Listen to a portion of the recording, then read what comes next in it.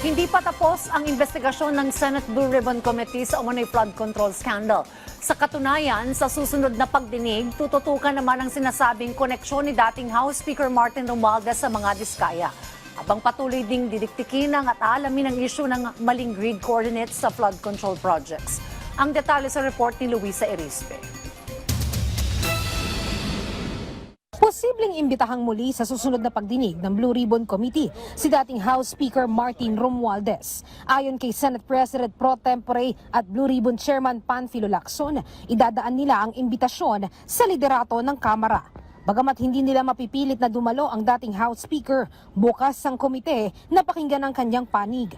Ang tatalakayin kasi sa susunod ay ang pagkakadawit ng kanyang pangalan sa isang bahay sa Forbes Park sa Makati City. Patatandaan na noong nakaraang pagdinig, may dalawang testigo na itinuro si Curly Discaya na kontraktor umano ng nasabing bahay. Ang address naman nito ay ang 30 Tamarind Road na siyang lumabas naman sa isang video ni dating Congressman Zaldico na doon umano siya nag-deliver ng 1 billion pesos sa utos ni dating Speaker Romualdez. Ang lumalabas naman na may-ari ay ang Golden Pheasant Holding Corporation. Kaya maaaring ipatawag din ang malaking stockholder nito na si Attorney Jose Raulito Paras. Bubusisiin din kung may kakayahan ba talaga itong bumili ng bahay na nagkakahalaga ng halos 1 billion pesos. Wala pa namang komento ngayon si dating Speaker Romualdez. Hinamon din siya ni Senator Risa Hontiveros na dumalo sa Blue Ribbon Committee para marinig ang kanyang panig. Hindi lang naman ang issue ni Romualdez ang tutumbukin sa susunod na pagdinig.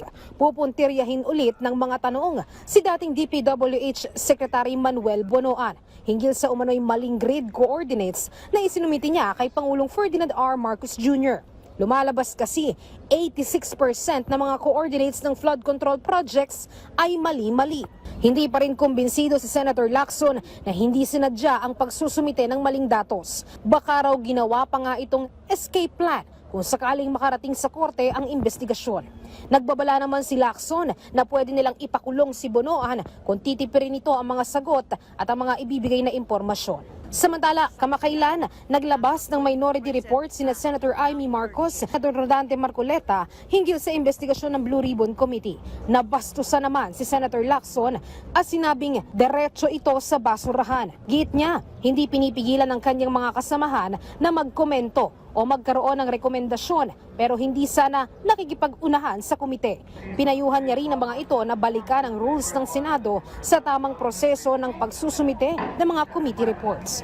Luisa Erispe para sa Pambansang TV sa Bagong Pilipinas.